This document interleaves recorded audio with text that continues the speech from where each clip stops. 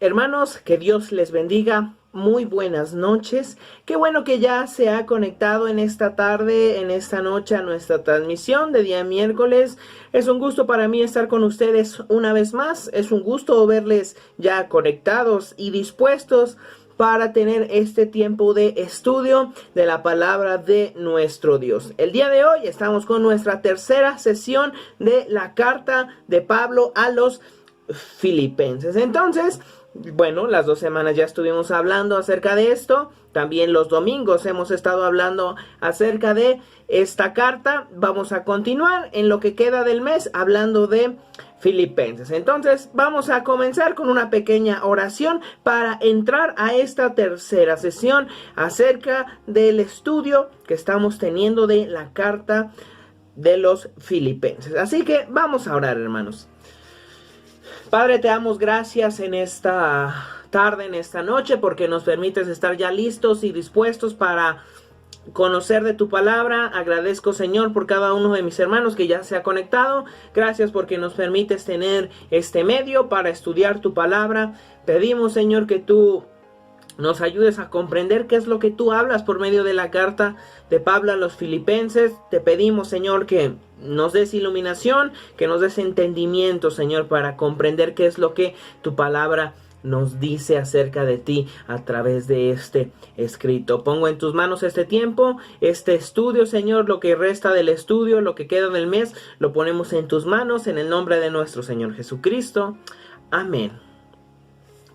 Entonces, hermanos, entramos a nuestra tercera sesión de estudio de esta carta importante, muy conocida, la carta de Pablo a los Filipenses. Y bueno, para empezar, quiero volver a anotar este mapa que lo vimos la semana pasada acerca de lo que es dónde se encuentra la ciudad de Filipos, hoy en día. Y bueno, para más o menos acordarnos, lo vimos la semana pasada, pero yo creo que es bueno volver a verlo por si ya no se acuerda o por si no entendió muy bien. Vamos a analizarlo otra vez. Aquí tenemos el mapa de Europa. Todos estos pues son los países, ¿no? Aquí está Francia, aquí tenemos España. Aquí de este lado grande tenemos a Rusia. Y aquí abajo tenemos a Italia. Italia aquí de color verdecito, Grecia lo tenemos aquí de un color amarillito y bueno, aquí tenemos a Turquía. Aquí es la parte donde nos vamos a situar porque, bueno, la ciudad de Filipos se encontraba en lo que hoy en día es Grecia. Ya la ciudad no existe como tal, pero existen ruinas de lo que fue la ciudad de Filipos y se encuentra en esta zona de Grecia. ¿Ok? Entonces, para situarnos, hay que notar aquí, una vez más, Italia, que es la botita, ¿verdad? Esta botita aquí que parece ser el tacón, como va por acá. Italia es nuestra parte de nuestra referencia y Turquía, que es de este lado. No sé si recuerdan que hablaba de estas tres pequeñas islas que están aquí en Grecia. Bueno, se ven chiquitas, ¿no? No son chiquitas en la realidad, pero estos tres puntitos que se ven aquí juntitos, esto nos ayuda a ubicarnos. Entonces estamos entre Italia, Grecia y Turquía. Estos tres países son los que nos ayudan a situarnos para ver más o menos dónde estaba la ciudad de Filipos. Denle una repasada al mapa. Italia, Grecia y Turquía. Aquí Italia es la botita, es parte de nuestra referencia. Este lado de Turquía también es parte de nuestra referencia. Y estos tres puntitos que se encuentran aquí donde es Grecia hoy en día. Aquí en estos tres puntitos nos ayudarán a ubicarnos. Entonces, ya que lo vio bien, lo dejo ahí unos segundos más para notar en un mapa que nos muestra las ciudades de la Biblia del Nuevo Testamento. Vemos ahí donde se encuentra Filipenses. Ok, entonces pasamos al siguiente mapa. Como les mencionaba, aquí esta es la botita, aquí es Italia, parte de nuestra referencia, Italia. De este lado derecho, aquí tenemos lo que hoy en día es Turquía, que había varias ciudades bueno, que son mencionadas en la Biblia. Por ejemplo, Éfeso, Esmirna, la Odisea. También Mileto aparece mencionada ahí en Hechos. Entonces, esta es la parte de Turquía. Esta es la parte de Italia. Y esta parte, donde aquí se ve el punto rojo, ¿no? Aquí todo esto es lo que hoy en día es Grecia. Entonces, mencionaba los 3 puntitos juntitos que están aquí. Estos 3 puntitos, para guiarnos más o menos a donde está hoy en día la ciudad de Filipos. Bueno, las ruinas de la ciudad. Al lado de estos 3 puntitos, por esta zona, se encuentra la ciudad, lo que fue la ciudad de los filipenses. A un lado, pues se encuentra la ciudad de Tesalónica, ¿no? Pablo escribe a los cristianos ahí y le son las cartas a los tesalonicenses. Entonces, volvemos, aquí está Italia, aquí está Turquía. Tenemos aquí estos 3 puntitos, estas islas de Grecia. Y al lado de estos 3 puntitos tenemos aquí a Filipos. Entonces, regresamos al otro mapa, acordándonos de estos 3 puntitos para ver a Filipos. Entonces, específicamente aquí hay otro puntito, si ustedes lo notan, este puntito aquí aparece en el mapa. Aquí está ese puntito, aquí están los otros 3. Entonces, la ciudad de los filipenses, por esta zona se encuentran las ruinas hoy en día. Aquí están los 3 puntitos, otra vez, este puntito de acá, por esta zona se encuentran las ruinas de lo que fue la ciudad de Filipos.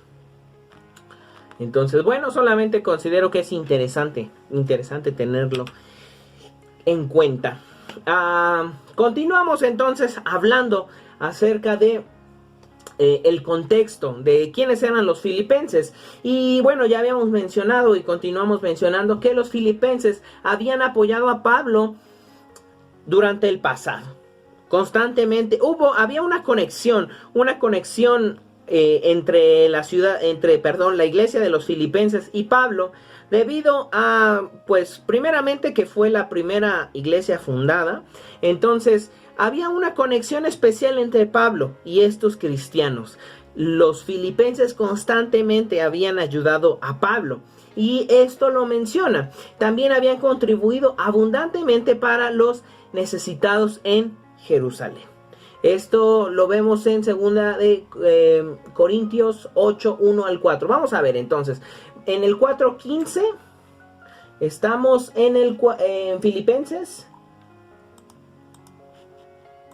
Filipenses 4, versos 15 y 16. Como ustedes, estoy leyendo la versión, esta es una versión distinta de la que habíamos estado utilizando. Esta se llama Nueva Biblia Viva.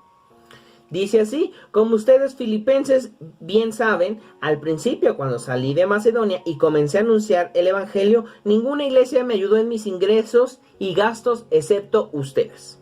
En efecto, ustedes me enviaron ayuda hasta Tesalónica una y otra vez para cubrir mis necesidades. Vamos a ver qué dice en 2 de Corintios 8, versos 1 al 4.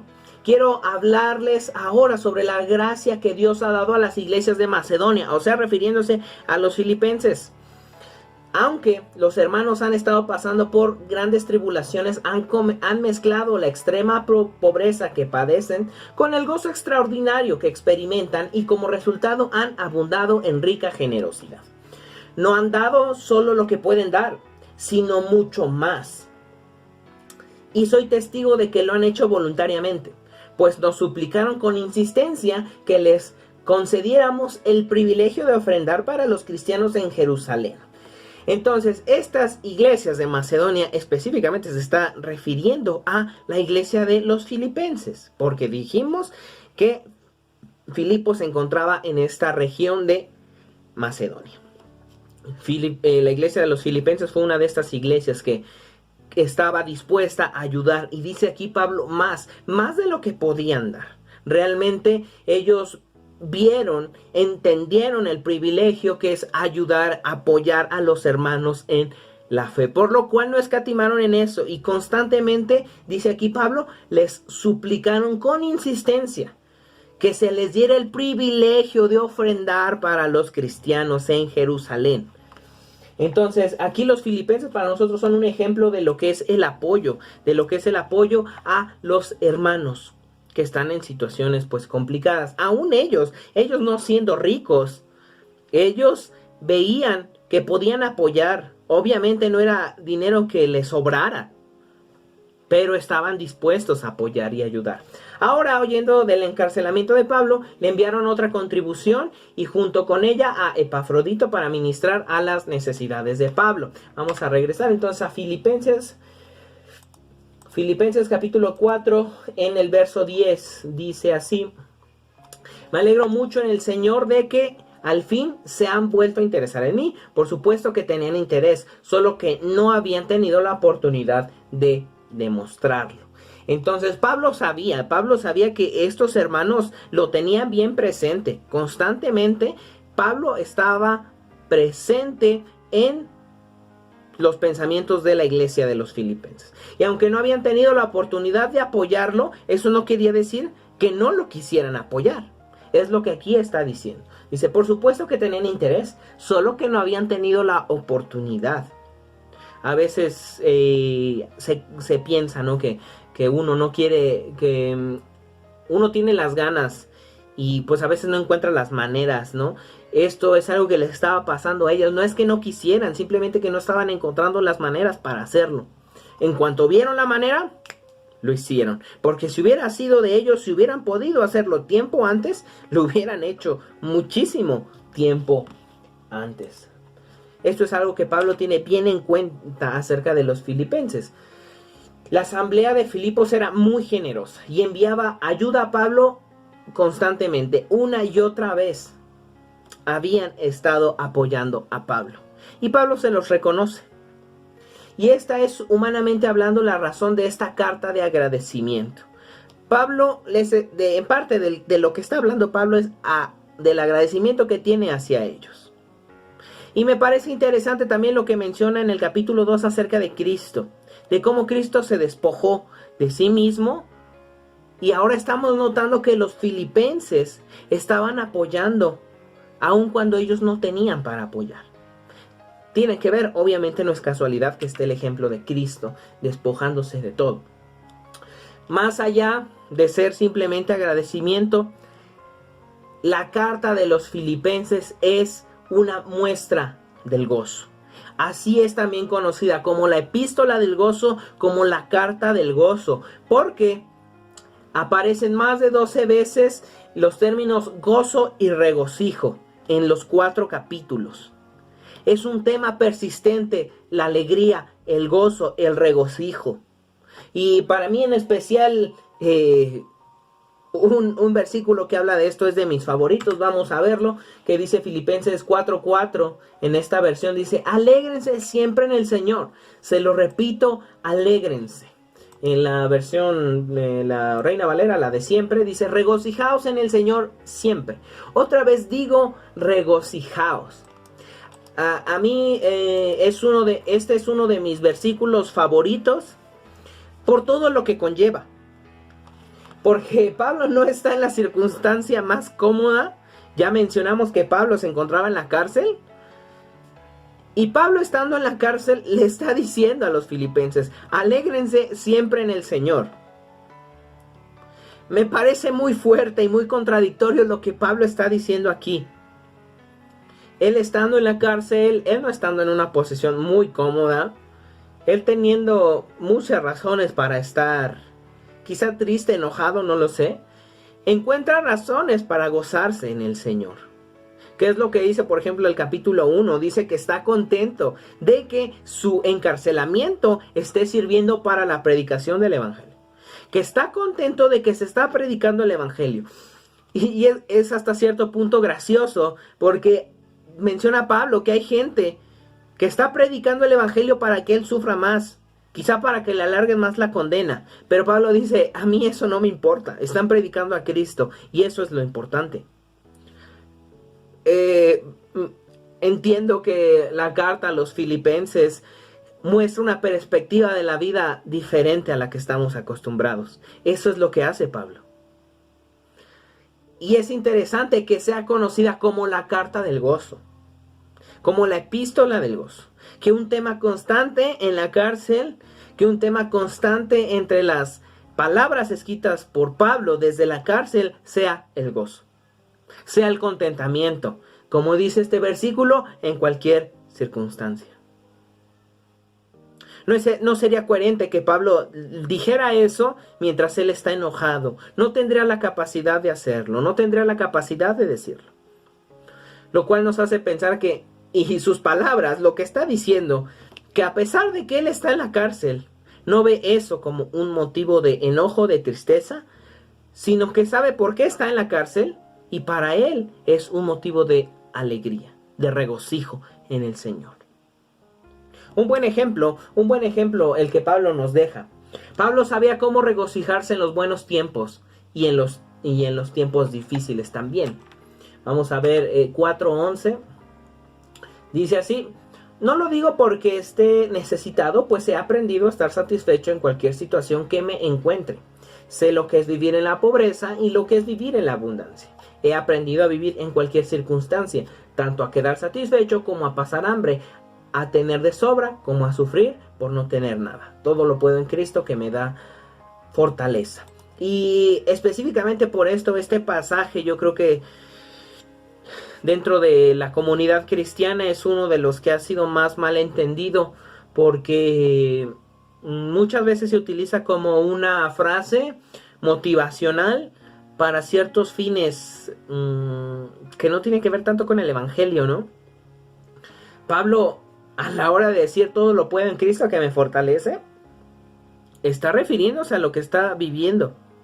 Está refiriéndose a lo que está diciendo en el versículo 12. Que ha aprendido a vivir en la circunstancia que le tenga que vivir por causa del evangelio.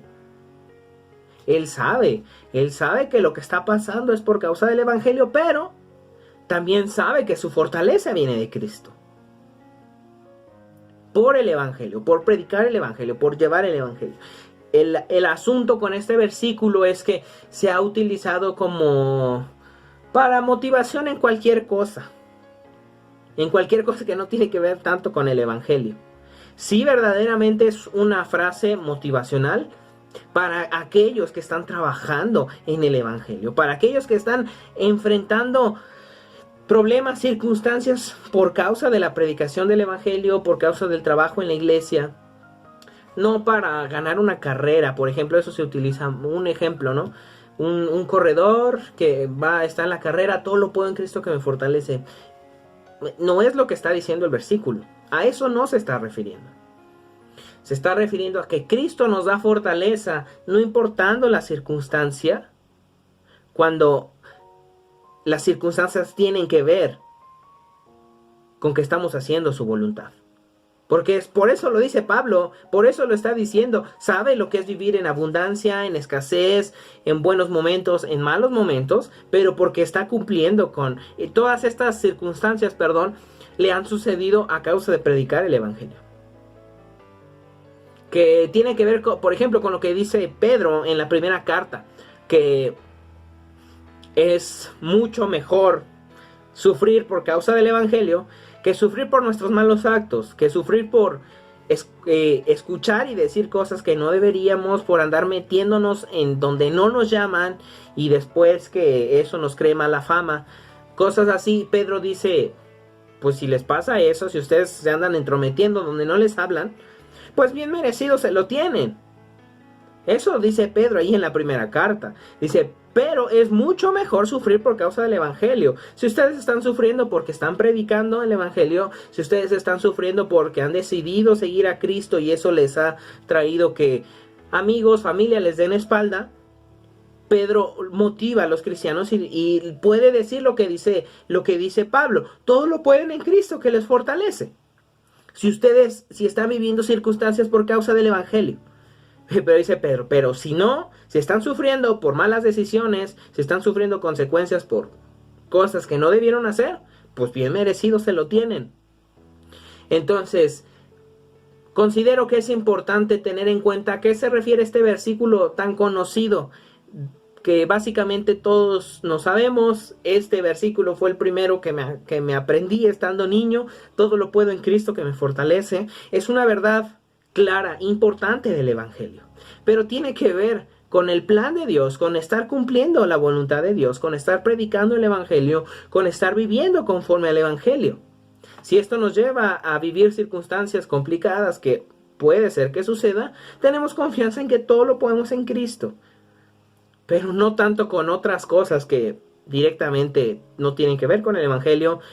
Y también cuando son circunstancias por malas decisiones, cuando son cosas que no debimos haber hecho y estamos sufriendo, pues bien merecidos no lo tenemos, dice Pedro ahí en la primera carta. Entonces, vemos aquí también en la carta a los filipenses que hay poca controversia o amonestación negativa en esta carta optimista, en esta carta del gozo. Porque Pablo se ocupa más de demostrar su gozo, su contentamiento, a pesar de la circunstancia en la que está viviendo, y de reconocer a los filipenses su obra. Obviamente sí hay algunas amonestaciones, algunas cosas, algunas advertencias, pero no es tan marcada como en otras cartas que escribe Pablo, tan claro como la carta a los Gálatas y la carta de la primera de Corintios. Ahí sí que se nota las amonestaciones de parte de Pablo, pero en Filipenses no. En Filipenses no se nota. Este no es su énfasis principal. Tristemente, Epafrodito sufrió de una enfermedad casi fatal camino a Roma o después que llegó en ese momento, porque muy probablemente Pablo se encontraba encarcelado en Roma. Vamos a ver 2:26 y 27. Capítulo 2, versos 26 y 27.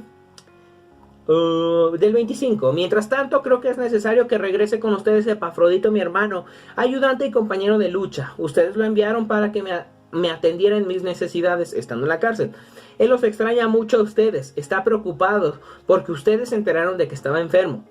Es verdad que estuvo enfermo y casi se muere, pero Dios se compadeció de él, y no solo de él, sino también de mí, para que no tuviera más tristeza de la que ya tengo. Me parece interesante esta declaración, ¿no? O sea, él sin duda que su corazón está triste, porque es una emoción, sentimos emociones. Obviamente nos vamos a sentir tristes, obviamente nos vamos a sentir desanimados en algún momento. El asunto del contentamiento en Dios no tiene que ver tanto con sentimientos, sino con seguridad en promesas. Que tenemos razones para estar contentos siempre. Es verdad, va a haber momentos que haya tristeza, pero las promesas fieles de Cristo nos dan contentamiento, nos dan tranquilidad. Vimos el capítulo, el 4:4. Me parece interesante porque más que nada está haciendo como una orden. Les está diciendo, alégrense. Les está dando un mandato, alégrense siempre en el Señor. Alégrense. No les está diciendo, deberían alegrarse, sino que les está mandando, alégrense. Alégrense siempre en el Señor. Entonces, a la luz de esto, Pablo decidió enviar a Epafrodito de regreso a Filipos y escribió la carta a los filipenses para enviarla de regreso con él. Nos faltó leer el versículo 27, si mal no recuerdo. Creo que sí, nos faltó el... no, sí lo leímos. Verso 28. Así que lo envío rápidamente para que al verlo otra vez ustedes se alegren y yo esté menos preocupado. Recíbanlo con alegría en el Señor y muestren su aprecio a los que son como él. Entonces, bueno, Epafrodito, personaje importante porque estuvo con Pablo, le ayudó y bueno, cuando fue de regreso, pues él lleva la carta, ¿no? Lleva la carta a la iglesia. La pregunta de cuándo se escribió la carta a los filipenses no puede ser separada del lugar de donde fue escrita. La posición tradicional es que Filipenses, junto con las otras epístolas de la prisión, que son Efesios, Colosenses y Filemón, fueron escritas durante el primer encarcelamiento de Pablo en Roma, que fue aproximadamente entre el año 60 y el año 62 después de Cristo, o sea, aproximadamente 30 años después de que el Señor Jesús había dejado esta tierra. Entonces Pablo se encontraba encarcelado en Roma, muy probablemente. El entendimiento más natural de las referencias que menciona Pablo, el pretorio, los santos de la casa del César, es que Pablo escribió desde Roma, en donde el emperador vivía. Por eso es que utiliza estas palabras, utiliza estos términos. Vamos a verlos. 1:13, capítulo 1, verso 13. Toda la guardia del palacio y todos los demás saben que estoy encadenado por causa de Cristo. Vamos a verlo en la otra versión, en la Reina Valera. De tal manera que mis prisiones se han hecho patentes en Cristo en todo el pretorio y a todos los demás. Y en el 4:22 menciona: todos los santos os saludan, y especialmente los de la casa de César. O sea, ¿se acuerdan del emperador romano, del César? Bueno, ese César, a ese César se refiere Pablo. Y bueno, por ejemplo, las semejanzas, entre los detalles del encarcelamiento de Pablo, dados en Hechos, y en las epístolas de la prisión, también argumentan que esas epístolas fueron escritas desde Roma, porque hay muchas similitudes, que es lo que vamos a ver a continuación. Pablo estaba cuidado por soldados. Vamos a ver, Hechos capítulo 28, verso 16. Hechos 28, 16. Nos regresamos un poco. Hechos capítulo 28, verso 16. Cuando llegamos a Roma, el centurión entregó a los presos al prefecto militar, pero a Pablo se le permitió vivir aparte, con un soldado que le custodiase. Y ahora vemos en Filipenses 1:13. De tal manera que mis prisiones se han hecho patentes en Cristo en todo el pretorio y a todos los demás. Y la mayoría de los hermanos, cobrando ánimo en el Señor con mis prisiones, se atreven mucho más a hablar la palabra sin temor. Entonces vemos que Pablo se encontraba custodiado en la prisión. Esto, por ejemplo, vamos a ver ahora regresamos a Hechos 28, en el verso 30. Ya estábamos por aquí cerquita. 8:30. Y Pablo permaneció 2 años enteros en una casa alquilada y recibía a todos los que venían a él. Ahora vamos a Filipenses. Regresamos a Filipenses en el 4:18. Pero todo lo he recibido y tengo abundancia. Estoy lleno, he recibido de Epafrodito lo que enviasteis, olor fragante, sacrificio acepto, agradable a Dios. Refiriéndose a que Epafrodito fue a verlo y que a Pablo realmente no le hacía falta nada, a pesar de la circunstancia en la que estaba viviendo en ese momento. La creencia entonces de Pablo de que su caso sería pronto decidido apunta a que Filipenses haya sido escrito hacia el cierre del encarcelamiento de 2 años en Roma del apóstol Pablo, porque estuvo 2 años encerrado, es lo que acabamos de ver. Vamos a ver entonces capítulo 2, versos 23 y 24, que dice así: así que a este espero enviaros luego que yo vea cómo van mis asuntos, y confío en el Señor que yo también iré pronto a verlos. Entonces, él sabía que muy probablemente su encarcelamiento estaba ya a punto de terminar.